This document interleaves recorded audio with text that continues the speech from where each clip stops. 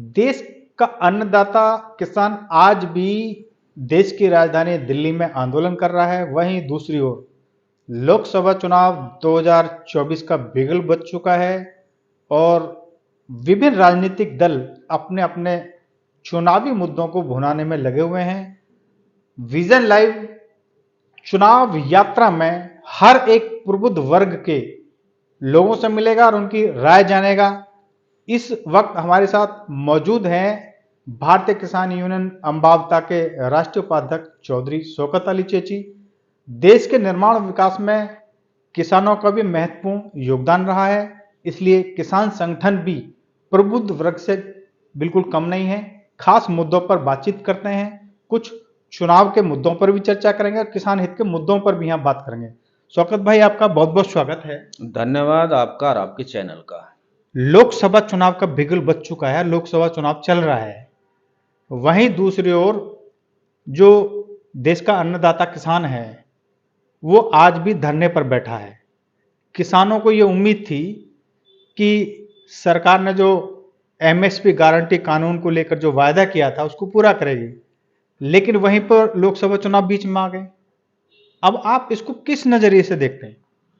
बहुत ही इम्पोर्टेंट आपका सवाल है। समस्याएं तो अनेक हैं, लेकिन समाधान कुछ भी नहीं, खासकर किसानों के लिए। आपने कहा कि किसान धरने पर बैठे हैं। किसान तो इस सरकार में 12 मासी ही धरने पर रहता है अपने हक और अधिकार के लिए। रहा सवाल लोकसभा चुनाव का, तो लोकसभा चुनाव में बीजेपी को भारी नुकसान होने की संभावना है अन्नदाताओं की बदौलत, क्योंकि एमएसपी का आपने जिक्र किया। एमएसपी गारंटी कानून बनाने की जो मांग थी किसानों की, उसको पूरा नहीं करके एक अध्यादेश लेकर के आए थे कोरोना काल में, यानी किसानों को एक गुलाम बनाने का वो एक कानून था। अब सवाल है सबसे बड़ा ये कि इस सरकार में सबसे ज़्यादा जो अपमानित हुआ है वो अन्नदाता हुआ है। किसानों की जो जायज़ मांगे हैं उनको सुनने वाला शायद इस सरकार में तो है नहीं। सरकार तो कोई भी नहीं सुनती, लेकिन ये सरकार तो बिल्कुल भी नहीं सुनती। सवाल सबसे गंभीर ये है कि उस कानून को केंद्र सरकार ने होल्ड पे छोड़ दिया है, उसको रद्द नहीं किया। किसानों को कहीं ना कहीं सबसे ज़्यादा डर ये है कि अगर बीजेपी केंद्र में दोबारा से आती है तो उस कानून को ये लागू कर देगी। इस वजह से किसान बीजेपी सरकार के खिलाफ वोट करेगा। अच्छा, चुनाव के बाद सरकार जो भी सत्ता में आए, क्या आपको लग रहा है कि जो गारंटी कानून एमएसपी है या जो और दूसरी मांग है, वो तमाम चीजें जो है किसानों की क्या गंभीरता से ली जाएंगी? देखिए, सवाल सबसे बड़ा गंभीर ये है कि इस बीजेपी सरकार में अगर सत्ता में यानी विपक्ष में जब थी ये, और माननीय मोदी जी ने मनमोहन सिंह जी को लेटर भेजा था और उन्होंने कहा था कि भी किसानों की सभी फसलों पर एमएसपी गारंटी कानून बना दिया जाए। लेकिन किसानों को फिर ये उम्मीद जगी कि भाई मोदी जी ने ये लेटर भेजा है तो मोदी जी अगर प्रधानमंत्री बनेंगे तो ये एमएसपी पर गारंटी कानून बनाएंगे। अब उस एमएसपी गारंटी कानून तो बनाया नहीं, लेकिन 3 कृषि काले कानून लेकर के आ गए, वो भी कोरोना काल में, जिस टाइम पे भयंकर स्थिति थी, जो आदमी से आदमी डरा हुआ था उस समय पे, और किसान वहाँ 13 महीने धरने पर बैठे। 750 से ज़्यादा किसान वहाँ शहीद हो गए उस धरने में। लगभग 25,000 किसानों पर फर्जी मुकदमे दर्ज करे गए और किसानों को जो है न जाने किन किन नामों से अपमानित किया गया। देशद्रोही, आतंकवादी, खालिस्तानी, पाकिस्तानी, परजीवी आदि ऐसे शब्द पेश करे गए कि जो सीधा सीधा अन्नदाता का अपमान था। अब सवाल ये है कि भाई 2024 में क्या होगा। 2024 में सबसे बड़ा मुख्य बिंदु जो यही है कि भाई अगर किसानों को ये डर है कि भाई अगर बीजेपी फिर अगर केंद्र में आ गई तो उन काले कानूनों को ये लागू कर देंगे और उसके बाद में किसान के साथ साथ में देश की आम जनता भी बर्बाद हो जाएगी। अगर मोदी जी अपने 10 साल के शासनकाल में ही ये इस कानून को लागू कर देते, जो सभी फसलों पर एमएसपी गारंटी कानून की मांग है, तो लगभग किसानों का 50 लाख करोड़ रुपए का लाभ मिलता। और वो लाभ किसानों को नहीं दे करके वो लाभ उद्योगपतियों ने उठाया, और उसमें कहीं ना कहीं सरकार की सह के कारण ये सब हुआ है।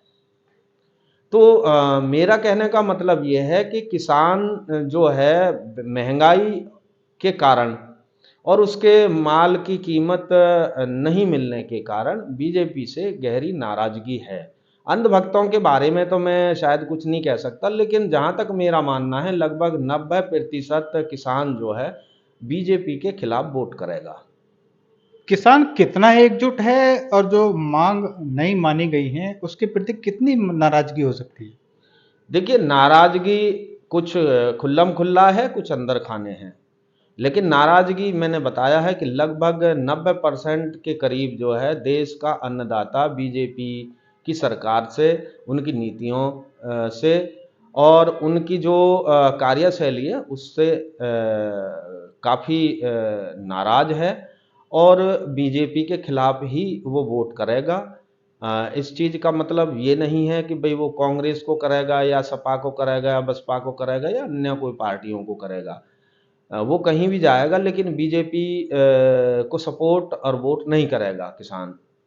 आज जो परिस्थिति आ रही है, सवाल सबसे बड़ा ये है कि कुछ गंभीर बातें भी मैं आपको बता दूं कि अगर मैं उत्तर प्रदेश में आऊं तो उत्तर प्रदेश में अखिलेश सरकार ने 250 रुपये क्विंटल के हिसाब से बोनस दिया था किसानों को, और सरकारी कांटों पे जो माल बिकता था किसान का उसमें कोई रोक टोक नहीं थी। ट्रॉली भर के किसान ले जाकर रहा है और वहीं उसको दे दे कर रहा, और ब्लॉक से ही उसकी पेमेंट हो कर रही।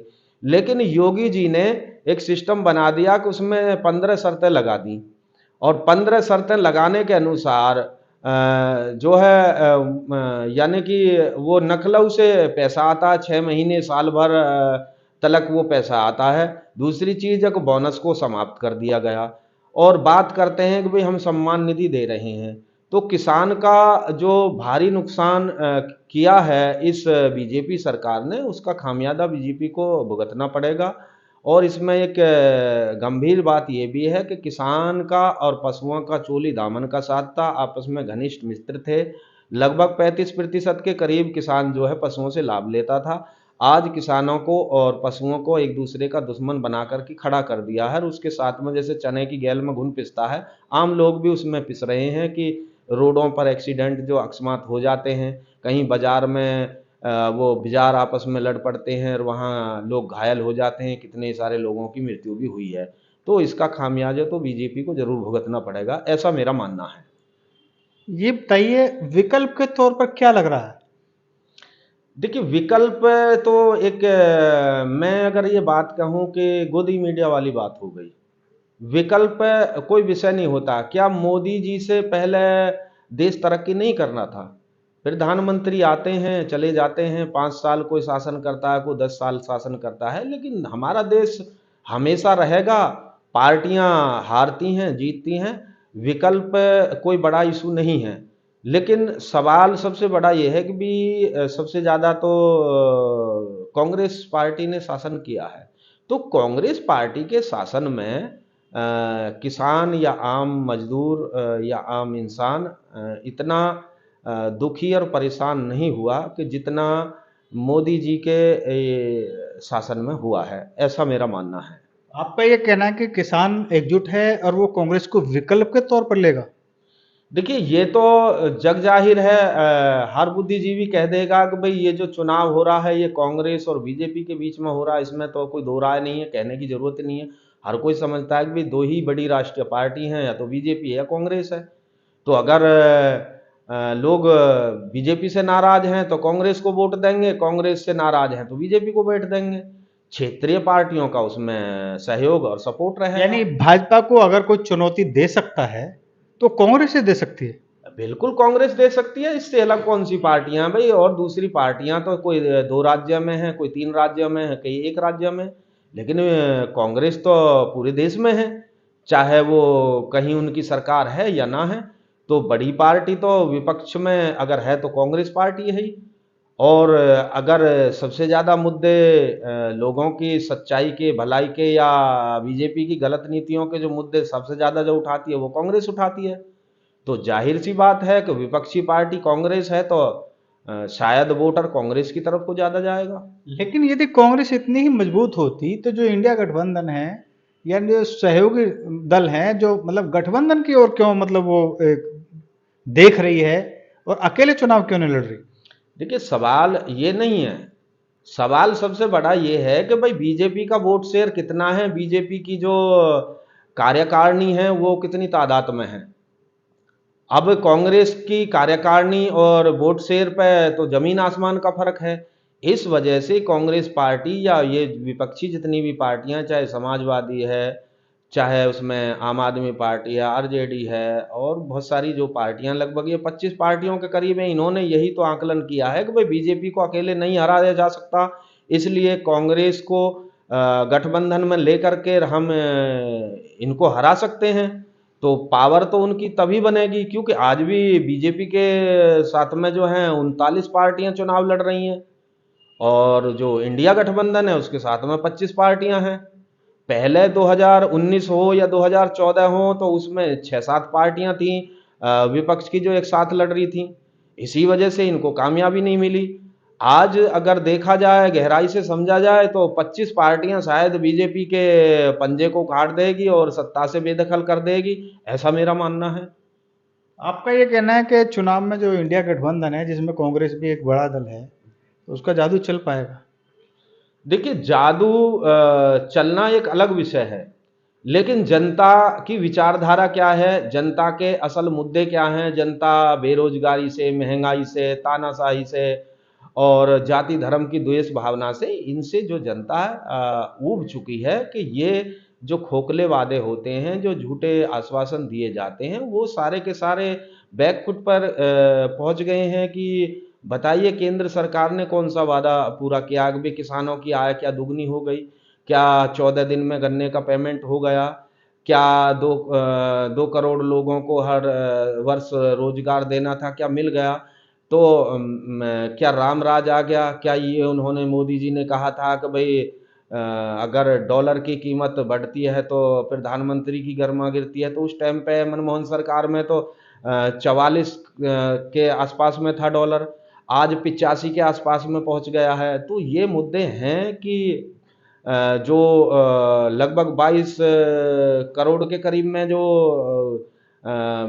गरीबी रेखा से हमारे देश में जनता थी कांग्रेस शासन में, लेकिन मोदी जी के राज में 80 करोड़ लोगों को राशन दिया जा रहा है, तो भुखमरी कहाँ गई? 20 चौक 80, 4 गुना बढ़ गई। तो 4 गुना अगर महंगाई पे भी आप फोकस डालें तो हर सामान को आप देख सकते हैं कि उसमें जो 4 गुना महंगाई हुई है। सवाल सबसे गंभीर यह भी है कि भाई दूध जैसी अमृत चीज, कफन का कपड़ा, गंगा जल, जो बच्चों की किताबें होती हैं, यानी जो शिक्षा ग्रहण करने वाली सामग्री हो रही हैं, इन सब पे टैक्स लगा दिया। लेकिन टैक्स लगाना तो सरकार का एक सिस्टम है, टैक्स तो पहले भी लगाए जाते रहे। जब आप महंगाई की बात कर रहे हैं, महंगाई तो लगातार पहले से भी बढ़ती जा रही है। देखिए, महंगाई बढ़ती है, इस चीज से मैं सहमत हूं, लेकिन महंगाई का एकदम 10 साल में 4 गुना हो जाना ये भी एक समझने का विषय है। रही टैक्स की बात है कि 2013 में, यानी केंद्र में जब कांग्रेस की सरकार थी तो 12.5% टैक्स था। अब इसने, बीजेपी सरकार ने 4 कैटेगरी में उसको बांट दिया, 5%, 12%, 18% और 28%। बताइए, जो किसान को अन्नदाता का स्वरूप बताया गया है, किसान की सबसे ज़्यादा हर पार्टियां तारीफ करती हैं और उनकी वाहवाही लूटने की कोशिश करती हैं। किसान के बेटे ही सीमाओं की रक्षा करते करते अपने प्राणों की आहुति देती हैं। और टायर हो या पंप हो या और कई ऐसे सामान हैं जो किसानों के यूज में ज़्यादातर आते हैं, उन पर 28% का जो टैक्स लगा दिया, तो ये कौन सा लॉजिक है? कहाँ का डंका बज रहा है? तो डंका केवल गोदी मीडिया में बज रहा है जहां तक मैं समझता हूं, बाकी धरातल पर डंका नहीं बज रहा।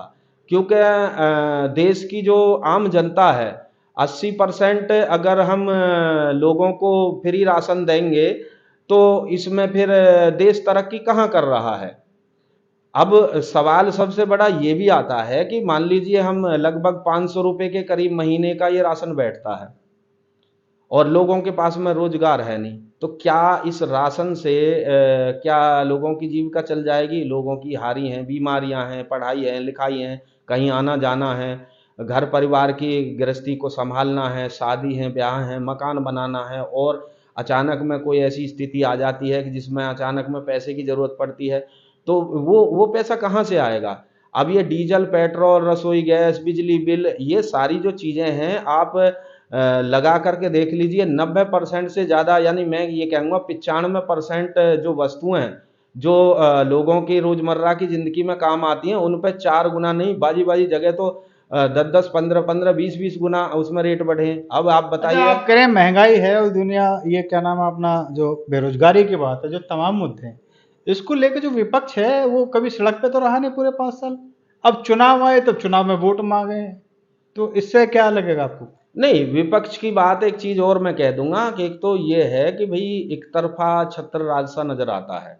लगभग 95% विपक्षी नेताओं पर कानूनी कार्रवाई हुई है और उन नेताओं को जेल में ठूसा गया है। फर्जी मुकदमे भी बहुत सारे नेताओं पे हुए हैं। तो अब घर गृहस्थी वाले तो सभी लोग होते हैं। हर आदमी को डर लगता है कि भाई हम अगर मुखर होकर बोलेंगे तो हम पर मुकदमा दर्द हो जाएगा, परिवार को कैसे पालेंगे। तो इस वजह से विपक्ष डरा हुआ भी है। कुछ नेता हैं जो मुखर होकर के बोलते हैं, उनको आप उठा करके आंकड़े देख लीजिए, वो सब के सब जेल में हैं। तो विपक्ष की अगर हम ये बात करें कि भाई विपक्ष सड़क पे नहीं है, तो विपक्ष सड़क पे है, लेकिन विपक्ष भी डरा हुआ है, क्योंकि देश के अंदर मैं नहीं समझता कि भी संविधान का विपक्ष पालन। यदि डरा हुआ है तो जो 400 पार की बात की जा रही है, उस रथ को कैसे रोका जाएगा? उस रथ को विपक्ष नहीं रोकेगा, उस रथ को जनता रोकेगी। विपक्ष के बस की नहीं है। किसान, जो देश के अंदर जो किसान है, जो अन्नदाता है, जिनको सताया गया है इस सरकार द्वारा, वो रोकेंगे। देश की जो आम जनता है, जागरूक जनता है, वो रोकेंगी। और विपक्ष जो जैसे एकजुट हुआ है, तो उनको एक मजबूती मिली है। और 400 पार की अगर बात करें, तो मैं कहीं ना कहीं इस बात पर सहमत नहीं हूँ, कि मुझे लगता है कि शायद बीजेपी डरी हुई है, इस वजह से झूठ बोल रही है। तो बीजेपी को ऐसा लगता है कि जैसे इनको 150 सीट भी शायद मिलनी मुश्किल हो जाए, क्योंकि विपक्ष का अगर नेता बीजेपी में शामिल होता है जाकर के, कोई छोटे तबके का नेता, तो वो ही मीडिया में सुर्खियां बन जाता है। लेकिन जो सत्ता पक्ष में, यानी बीजेपी का नेता या बीजेपी का सपोर्टेड कोई नेता होता है और वो विपक्षी पार्टियों में जाकर के शामिल होता है, तो उसकी हवा भी नहीं लगने देते मीडिया में। और अगर थोड़ा बहुत चला तो कोई पट्टी चला दी जाती है। जबकि विपक्ष का नेता बीजेपी में शामिल होता है तो वो 3 दिनों तक सुर्खियां बनी रहती है। तो कहीं ना कहीं बीजेपी इस समय डरी हुई है। उसको दिखाई दे रहा है कि भाई हम 2024 में सत्ता में नहीं आ रहे, और मोदी जी का शायद झोला उठा के चलने का समय आ गया है। यानी आपका ये कहना है कि देश बदलाव के मूड में है? हाँ, देखिए, विपक्ष के बारे में मैं कुछ नहीं कहूंगा, लेकिन देश की जनता जो है बदलाव के मूड में है।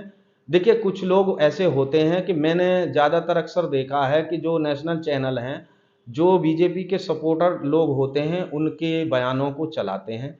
और जो बीजेपी के विपक्ष में हैं, जो बीजेपी की नीतियों के खिलाफ हैं, और उन लोगों के बयानों को नहीं चलाया जाता, ऐसा मैंने महसूस किया है। तो कहीं न कहीं देखिए, 10 साल बहुत होते हैं। और जो वादे की अगर बात करें बीजेपी सरकार की, जो केंद्र में बैठी हुई है 10 साल से, तो इनका वादा, मुझे नहीं लगता कि इन्होंने 2-4 वादे शायद इन्होंने पूरे कर दिए, लेकिन इनके लगभग 100 से ज़्यादा वादे थे, उनमें से एक भी पूरा नहीं हुआ कि जो जनता और देश की तरक्की के लिए इन्होंने किया हो। उत्तर प्रदेश की बात करें तो उत्तर प्रदेश में गौतम बुद्ध नगर लोकसभा एक ऐसी लोकसभा है जो कि सबसे हॉट सीट मानी जाती है।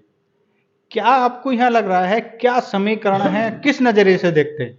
बहुत ही अच्छा आपका सवाल है। देखिए, पिछले 10 सालों में आपने यहाँ कवर किया है किसानों को, जो किसानों के लगातार गौतम बुद्ध नगर के कोने कोने में, तीनों अथॉरिटियों पे, तहसीलों पे और कलेक्ट्रेट पर ये धरने बराबर चलते रहे हैं। और किसानों को जो है इस बीजेपी सरकार में सबसे ज़्यादा उनको जो है जेल में डाला गया है बिना वजह के। यानी जो आदमी अपने हक अधिकार की बात कर रहा है वही बीजेपी की नज़रों में अपराधी माना जाता है। और इसमें जो है किसानों के साथ में बहुत सारे धोखे हो रहे हैं कि जो वादे किए गए थे बीजेपी ने, उत्तर प्रदेश सरकार ने, उन पे कहीं भी खरा नहीं उतरी है। अगर मैं बात करूं किसानों के मुआवजे की, तो ज़मीनों के रेट में नाम मात्र की इन्होंने बढ़ोतरी की है। चाहे 10% का मामला हो, बैकलीज का मामला हो, या फिर यहाँ नौकरी रोजगार का मामला हो। देखिए, बीएसपी सरकार जब आई थी तो बीएसपी सरकार ने 50% आरक्षण की घोषणा कर दी थी कि भाई अथॉरिटी हो या यहाँ की कंपनियां हो, वहाँ जो है किसानों के 50% लड़कों को या किसानों से संबंधित लोगों को, यहाँ क्षेत्रीय लोगों को नौकरी पे रखा जाएगा। लेकिन योगी जी की सरकार आई और इन्होंने जो है 200 किलोमीटर के दायरे के बाहर का आदमी को लेना अच्छा समझा, और यहाँ के किसानों के, मजदूरों के बेटों पर रोक लगा दी पूरी तरीक़ा से। तो ये सारी चीज़ें लोगों के दिमाग में हैं, चाहे किसान है या मजदूर है। लेकिन इसमें चीज़ में एक और चीज़ मैं जोड़ देता हूँ कि देखिए, आप अगर आंकड़ा उठा करके देखें तो सबसे ज़्यादा इस योगी सरकार ने किसानों पर फर्जी मुकदमे दर्ज किए हैं और उन पे लाठी डंडे की फटकार लगाई है, जिसमें महिलाएं की भी मुख्य भूमिका उसमें रही है, पिटने में और जेल जाने में। जबकि मोदी जी कहते हैं कि बेटी बचाओ और बेटी पढ़ाओ और नारी का सम्मान। सबसे ज़्यादा गौतम बुद्ध नगर में, जहाँ तक मैंने देखा है, क्योंकि मैंने बहुत सारे आंदोलनों को कवर किया है, मैं उसमें रहा हूँ लगातार, क्योंकि मैं किसान का बेटा हूँ और किसान हूँ, किसान संगठन से जुड़ा हुआ हूँ। तो उसमें सबसे ज़्यादा ज्यादतियाँ किसानों के साथ और किसानों के परिवार की जो महिला हैं उनके साथ में इस बीजेपी सरकार ने जो अभद्रता की है, वो कोई भी गौतम बुद्ध नगर का इंसान भूलने वाला नहीं है। विजय लाल से बात करने के लिए आपका बहुत बहुत धन्यवाद। धन्यवाद आपके चैनल का और आपका, और मैं आशा करता हूं कि आप जिस तरीक़ा से किसानों, गरीब, मजदूर, असहाय लोगों की आवाज़ों को बुलंद करते हैं, सरकार तक पहुंचाते हैं, आप इसी तरीक़ा से पहुंचाते रहें, क्योंकि मुझ में, मैं आपकी कोई तारीफ़ नहीं कर रहा, आप जो है सच्ची पत्रकारिता करते नज़र आते हैं, ऐसा मेरा मानना है। धन्यवाद तो आपका। चुनाव यात्रा में हमारे साथ रूबरू थे भारतीय किसान यूनियन अम्बावता के राष्ट्रीय उपाध्यक्ष चौधरी शौकत अली चेची। इनका यह साफ कहना है कि लोकसभा चुनाव चल रहा है और सरकार ने जो वायदे किए थे किसानों के साथ या आम मजदूरों के साथ, वो वायदे एक तरह से खोखले साबित हुए हैं और किसान और मजदूर परेशान हैं, त्रस्त है और उनकी नाराजगी भी है। इस चुनाव में इनको ऐसा लग रहा है कि बदलाव के मूड में देश है। अब 400 पार का लक्ष्य पूरा होगा या फिर कोई चमत्कार होगा, ये तो भविष्य पर ही निर्भर करता है। फिर मिलेंगे अगली स्टोरी के साथ।